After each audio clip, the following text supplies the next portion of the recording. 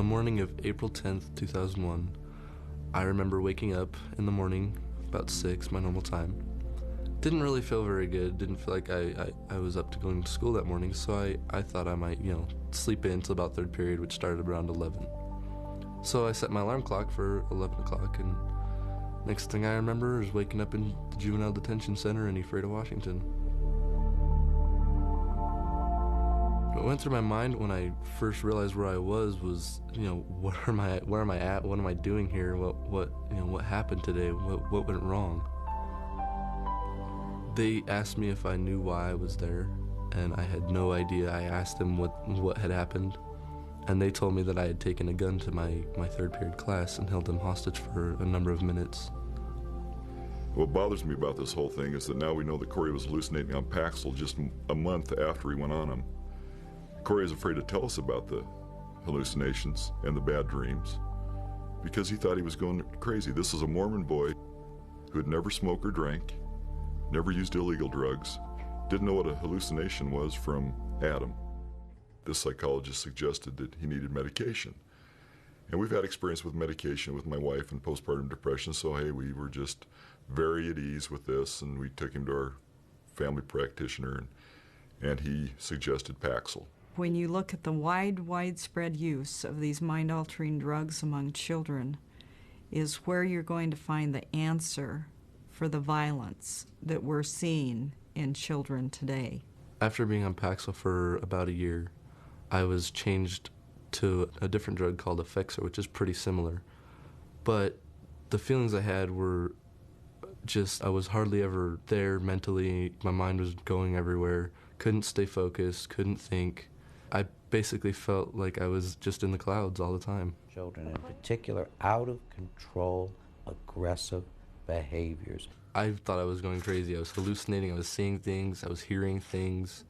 While I was on the medication, I felt like that was what was supposed to be going on. I had no idea what would happen to me, what other people would think, because that's what I thought was the normal thing. He told us that he'd seen dark figures and heard voices while he was sitting in class at school. We also were found out through deposition by a friend of his that he had told her that he'd had a terrible, horrible nightmare about going into school with a gun. And this was a year before he actually went into school with a gun. I remember getting the call that Corey had come to school with a gun, and I raced to school. And we spent some time with Corey in the principal's office. Corey was just a pile of sweat. I mean, he was sweating. He looked confused. He didn't know. He just had this look on his face of horror and scared and fear. In Dallas, we had 2 children on Paxil this summer, a boy 10 and a girl who just turned 15, who stabbed their 6-year-old brother to death and buried him out back. Both kids on one of these drugs. Well, the moment I woke up was really in a cell of the juvenile detention center, and pretty much had a little tiny window to look out of, but I just laid on the bed, and people were walking by. I could see people, was terrified, didn't know what to say, didn't know who to call for.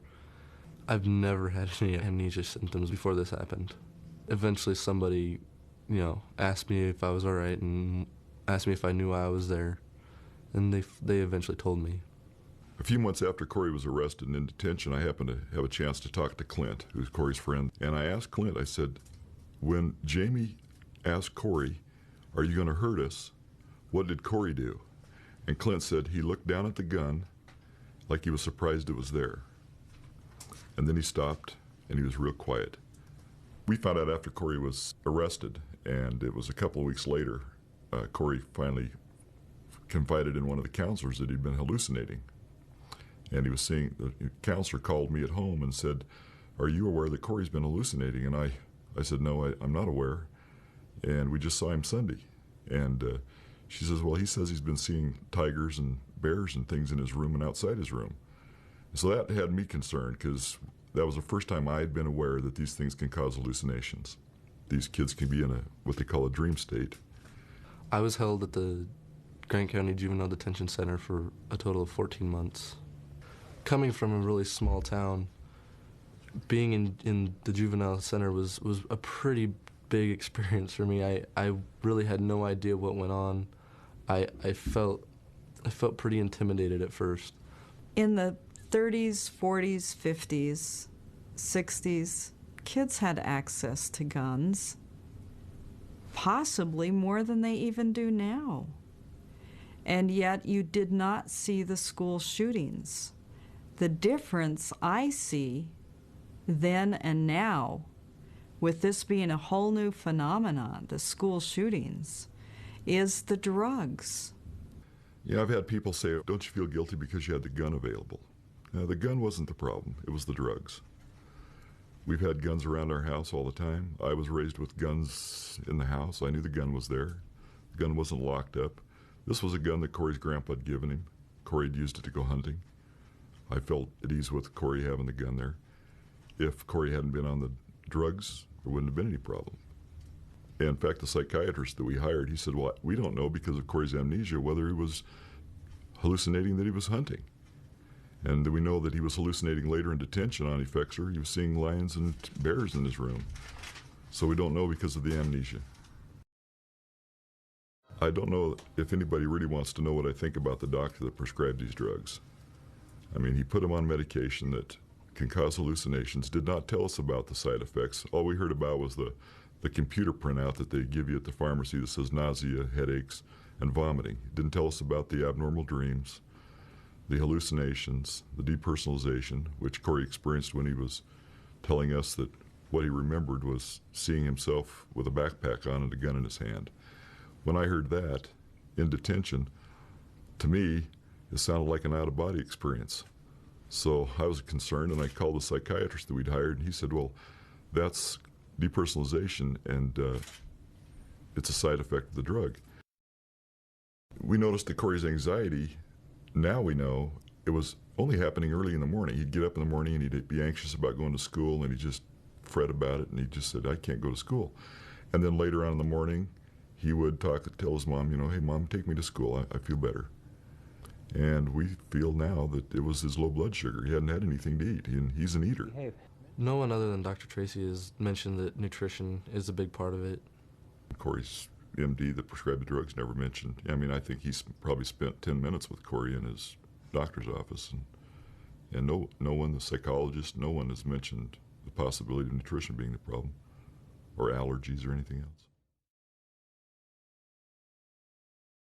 One thing we learned from this whole experience is that, we're a strong family.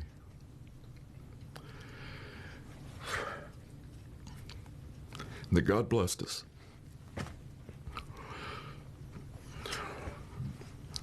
And blessed us with good friends and a good family. Because at Corey's sentencing, we had over 50 people from the community came to be with Corey, along with 15 of the staff members from the detention center, which had never been done before. And they all together, with their supervisors, wrote a letter to the prosecutor stating that they didn't think Corey should be in jail and he should be let out. Interesting that once we decided, he needed to be weaned off the drugs, and I talked to Dr. Tracy and I learned a lot about weaning the drugs and tapering off, I had to tell the MD how to do it and what prescriptions we needed. When we decided to start taking me off of the medication, I thought it was a great thing. I felt really good about it. And as I was getting off, less and less of a dosage, I started feeling better and better. Corey was on 300 milligrams, and so he lowered it to 225, and he was on that for a couple of weeks. And we slowly lowered him down from 225 to 150 and then 75. And we know that it was too fast, because when he got to 37.5 milligrams, he finally had a clear head, and he just said he's not taking them anymore, and he cold turkeyed off of Effexor.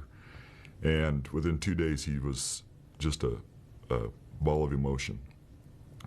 So we talked him back on the drugs, and he calmed down, and then we slowly brought him down from 375 to 25 milligrams to 20 milligrams, and then we had to go to a compounding pharmacy to bring him down, and we brought him down 5 milligrams at a time over about a month-and-a-half period.